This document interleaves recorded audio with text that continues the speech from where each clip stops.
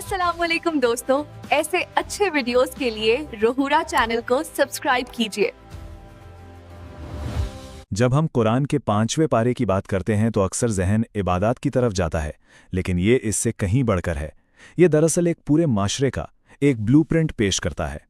सवाल ये है कि 7वीं सदी का ये मतन एक मुकम्मल ज़ाब्ता हयात आखिर बनाता कैसे है। चलें इसको देखते हैं।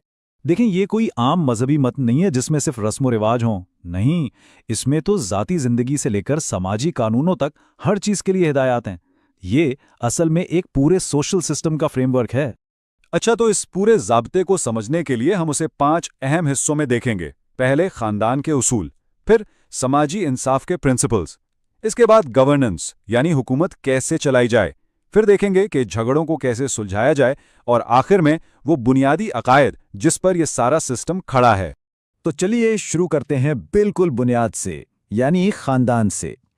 इस मतन के मुताबिक एक मजबूत माशरे की फाउंडेशन ही एक मजबूत ख़ानदान होता है, और इस फाउंडेशन को मजबूत रखने के लिए कुछ ख़ास उसूल भी बताए गए हैं। अब शादी के मुआहदे में एक चीज़ बहुत अहम है, और वो है मेहर।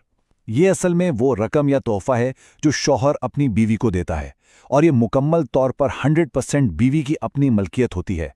इसका जो बुनियादी मकसद है ना, वो औरत को माली तहफ़्फ़ुज़ देना है।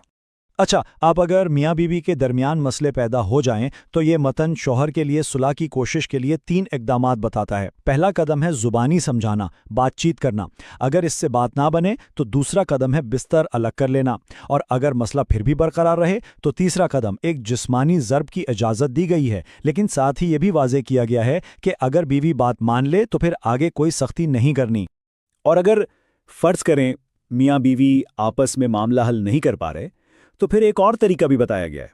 वो ये है कि दोनों की फैमिली से एक शख्स, एक सालिस, मिलकर बैठे और उनकी सुलह करवाने की कोशिश करे। ख़ानदानी कानून में विरासत के लिए भी एक पूरा वाज़े तौर पे बयान किया गया निज़ाम मौजूद है। इस मतन में बिल्कुल साफ साफ बताया गया है कि किस रिश्तेदार को कितना हिस्सा मिलेगा, और सिर्फ रिश्तेदार ही नहीं बल्कि उन लोगों का हिस्सा भी मुकर्रर है जिनके साथ कोई पुख्ता मुआहदा किया गया हो। चलिए अब ख़ानदान से आगे बढ़ते हैं और देखते हैं कि पूरी सोसाइटी के लिए क्या उसूल हैं। यहाँ पर जो सबसे ज़्यादा फोकस है वो है इंसाफ और अच्छे इखलाक पर। दौलत कमाने का एक बुनियादी उसूल वाज़े कर दिया गया है, बाहमी रज़ामंदी। मतलब तिजारत, कारोबार, लेन देन, ये सब बिल्कुल ठीक है, लेकिन किसी का माल नाहक तरीके से यानी ज़बरदस्ती या धोखे से ले लेना उसकी सख्ती से ममानियत है। और ये जो अच्छे सलूक का हुक्म है ना, ये सिर्फ घर वालों तक महदूद नहीं है, बल्कि ये दायरा बहुत बड़ा है। जैसा कि इस आयत में कहा गया है, इसमें वालिदैन, रिश्तेदार, यतीम, मिस्कीन, पड़ोसी, चाहे करीबी हो या अजनबी, पास बैठने वाले, मुसाफिर, सब के साथ अच्छा बर्ताव करना शामिल है। अच्छा, एक माशरे को चलाने के लिए अहम चीज़ होती है क़ियादत और कानून। तो अब देखते हैं कि हुकूमत के बारे में क्या हिदायत दी गई हैं और इख्तलाफात को कैसे हैंडल करना है। अच्छी हुकूमत के लिए यहाँ 4 बुनियादी सुतून बताए गए हैं। पहला, अमानतदारी, यानी अमानतें उनके हकदारों तक लौटाना। दूसरा, लोगों के दरमियान इंसाफ से फैसला करना। तीसरा, अल्लाह, रसूल और अपने हुक्मरानों की इताअत। और चौथा, अगर कोई ऐसा झगड़ा हो जो हल ना हो रहा हो तो उसे अल्लाह और रसूल के हुक्म की तरफ लौटाना। चलें अब कुछ और पेचीदा मौज़ूआत की तरफ आते हैं, यानी माशरे के अंदर के झगड़े और बाहर के दुश्मनों से मुकाबला, आसान लफ्ज़ों में जंग, और उसके क्या असूल हैं। यहाँ एक इस्तिलाह आती है, मुनाफिक। तो ये मुनाफिक कौन है? ये वो शख्स है जो ज़ाहिरी तौर पर तो कहता है कि मैं ईमान लाया, लेकिन अंदर दिल में कुफ्र छुपाता है। इस मतन के मुताबिक ये लोग गुरूहों के बीच डगमगाते रहते हैं और उन पर एतबार नहीं किया जा सकता। उन्हें इत्तेहादी बनाने से मना किया गया। किसी मोमिन को कत्ल करने के मामले में ये मतन एक बहुत वाज़ेह फ़र्क बताता है। जानबूझकर कत्ल और गलती से कत्ल। जानबूझकर कत्ल करने की सज़ा बहुत ही सख्त है, जैसा कि यहाँ बताया गया है, लेकिन अगर कत्ल गलती से हो जाए तो इसके लिए एक पूरा कानूनी निज़ाम है जिसमें खून बहा और कफ़ारा अदा करना शामिल है। जंग के बारे में भी कुछ बहुत वाज़ेह असूल दिए गए हैं। पहली बात, जंग का मकसद अल्लाह की राह में और कमज़ोरों की मदद के लिए लड़ना बताया गया है। दूसरी हिदायत यह है कि एहतियात बरतो, हर खबर की तस्दीक करो। तीसरी, अगर कोई अमन का पैगाम दे तो इसके ईमान का इनकार मत करो। اور آخر میں یہ بھی واضح کیا گیا ہے کہ جو لوگ نہیں لڑتے وہ ان کے برابر نہیں ہو سکتے جو اپنے مال اور جان سے جد و جہد کرتے ہیں۔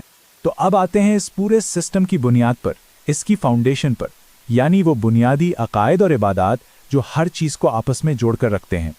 اور اس سسٹم کے بالکل مرکز میں ہے شرک سے بچنا۔ شرک یعنی اللہ کے ساتھ کسی کو شریک ٹھہرانا۔ یہ اس متن کے مطابق وہ واحد گناہ ہے جسے اللہ معاف نہیں کرے گا۔ اس لیے توحید یعنی اللہ کو ایک ماننا اس پورے نظام عقیدہ کا مرکزی نقطہ ہے۔ نماز ادا کرنے کے لیے بھی بہت عملی ہدایات ہیں، مثلاً نشے کی حالت میں نماز کے قریب نہ جانا، پاکی کا خیال رکھنا، اور اگر پانی نہ ہو تو کیا کرنا ہے۔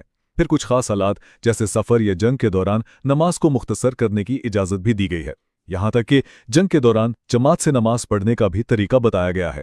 تو کل ملا کر ہم نے یہ دیکھا کہ قرآن کا 5واں پارہ زندگی کے شاید ہی کسی پہلو کو چھوڑتا ہو۔ یہ ایک شخص کی ذاتی زندگی سے شروع ہوتا ہے، پھر خاندان، معاشرے اور ریاست تک ہر چیز کے لیے ایک مکمل روڈ میپ، ایک جامع دستور فراہم کرتا ہے۔ لیکن اس سب کے بعد ایک بہت بڑا اور اہم سوال سامنے آتا ہے، وہ یہ کہ 7ویں صدی کا یہ جامع الہامی ضابطہ آج کی اس جدید متنوع دنیا کے الگ الگ حالات میں کیسے سمجھا جاتا ہے اور کیسے نافذ کیا جاتا ہے؟ یہ ایک ایسا سوال ہے جو واقعی